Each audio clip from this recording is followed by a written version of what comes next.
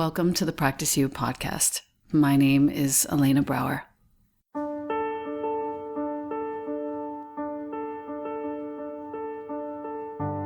Together, we'll explore and enjoy content and conversations around mastering transitions in our relations, our wellness, our careers, our families, and especially in our missions and visions. You are invited to learn and love and listen with me. Welcome to Practice You.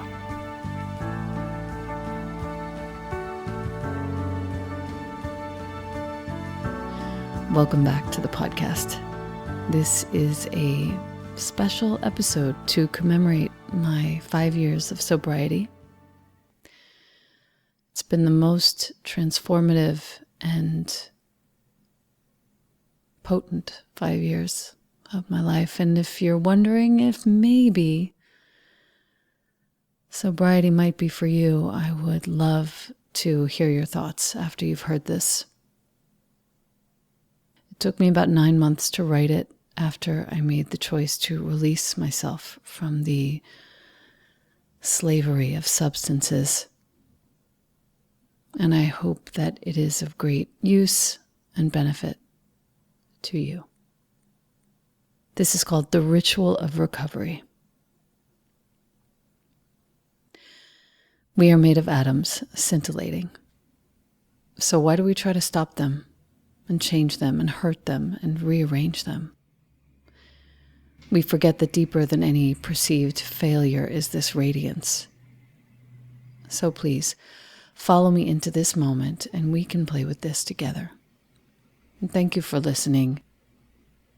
It helps me remember that at the heart of all this is something I've learned about trust, something else I've learned about evolution, and how sometimes it can hurt so much. I speak these words so I can feel my own constitution unobstructed and walk through this life uninterrupted by habit, by substance, by anything other than bold love and deep mystery. And I own this so I can wake up and go to sleep to the good that is alive in me. And so that I can feel the frequency of my telepathy and my healing and my caring, and feel all my real feelings and not be afraid to share them with you. May anyone who is struggling take my hand now and walk through this. Walk through this with me. May we taste and hold the sweetness of setting ourselves free. So I got curious and I asked, what is the friction that keeps us locked up in this inane destruction of addiction? The perception that we're not enough, we can't sit with ourselves, we can't find the right love without drugs. What is that blame? That pain, that undeliverable shame? And how is it that every day I thought I needed to find some redeeming intelligence somewhere in my mind, and I would go to the sun up on my roof, and I would smoke my very favorite connection to the truth of who I am. And each time I'd tinker with the moment and I would tell myself, girl, you're owed this for doing so much good in the world.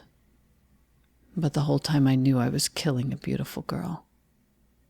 I knew the whole time I'd have to sit here on this day and tell you about all the ludicrous whys and ways I just hated being alone with myself. But now I get to proudly share what else. I am clean 5 years now. And I'm learning what the highest love is. With myself, my James, my folks, my kid, and still with my sister, so much energy I was using to doubt and resist her. I'm learning with my exes, and they're fine women. And I'm learning with my best friends who know exactly what to say, exactly when.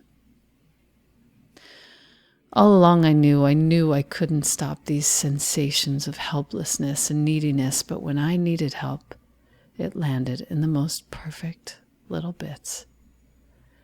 So now a note of gratitude. First, thank you, worthlessness, for being a most formidable catalyst. And thank you for giving me absolutely all that I could get of you.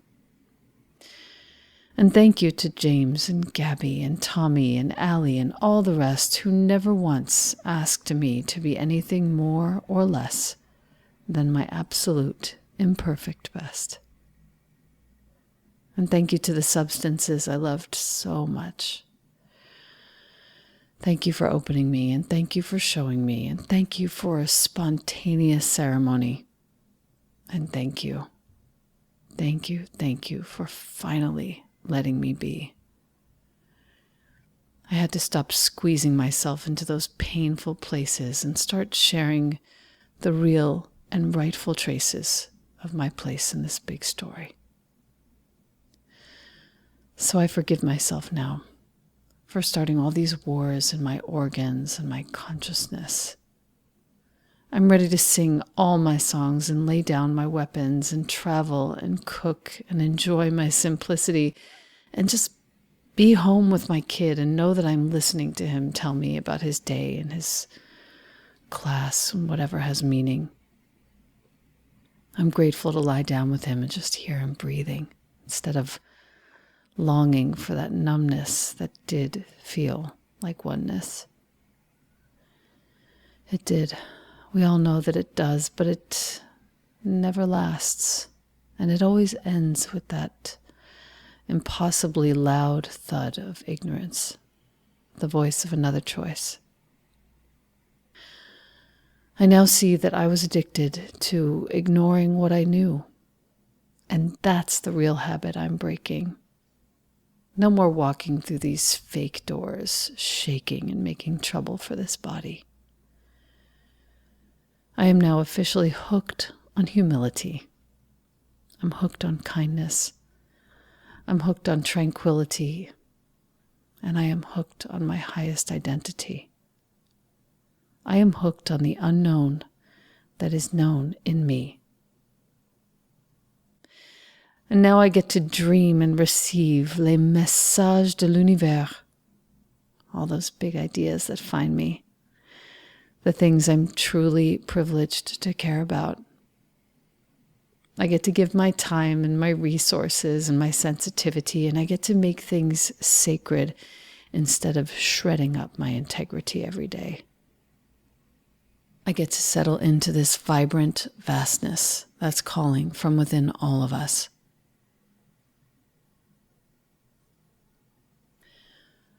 If I had to sum it up, what I've come to learn and earn is that I'm not struggling against any addiction. I'm aiming directly for my evolution, for this glorious revolution of my body and mind, this magical chance to finally find with bright, open eyes and a wide, softened soul that I am ready. I am ready to grow. I am ready to become more wise and more graceful and more steady and more lovely and sit at the feet of all you above me and listen and be simple and sing and align with all that is tender and gentle and kind. So here's the recipe, the ingredients, the how. The way that I've come from then until now is this. 3 words. Flip the script. Turn the ship. And when it seems right and justified to have that drink or that puff because, good Lord, I deserve this, don't I? Or, the world is not enough without this. I dare you to challenge that thought and think precisely the opposite just for practice. For example, why on earth on this day would I hide or run when I know in my fragile beauty that I am the only one to evolve this choice I'm about to make and be the change and shift my state and turn these generations of escape artists into folks who really care about themselves? I can do that. I say, tell your heart to invade your mind. Do it now. Just let it fly. And then turn your brain away from your habit and seek out friends that help you locate your magic. I say, be a light worker right here on this earth, and then show someone else the beauty of their own worth. And just in case you get stuck, and you will if you're real, just put your attention on what you feel. Be a witness. Ask in your quietest, tiniest voice, what is the finest sensation prior to the thought that I need this high? And when you watch and you see, you'll slowly dissolve any perceived need. And you will emerge from that moment coherent and sound and land head on pillow, perfectly surrounded by the music of your quiet mind, becoming silently grounded in your healing heart. And if all that fails and you have to restart again, just know that this is never the end of your possibility. Tomorrow will arrive, sourced and waiting for your faith and your trust and your skill and your space. I swear, this will be the one pathway to revealing your true face. It's all about the feminine, boys and girls. So let it all go and trust your intuition. It's been telling you all along, you are the teacher, you are the wisdom, you are the strong, and your adventure matters to us all. So be joyful and be creative and be ready to feel called to make a difference. It's time to feel like you're contributing and truly participating in all of this.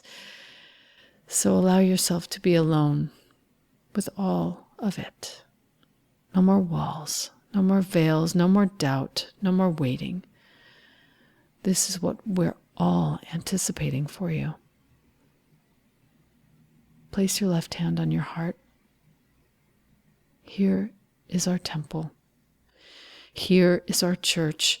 No longer do any of us need a substance in this magnificent search for real love. So here's to this fine moment. I salute you. May these words raise us all up and be our way into a more complete love. May we hold ourselves sacred and trust that we can make this holiness happen and get free together. May we remember ourselves everywhere and forever. May we surround ourselves only with beings who are there for us, and may we dream the biggest dreams to fully live all of this. May we drink the potent elixir of deep listening and real forgiveness. Thank you so much for listening.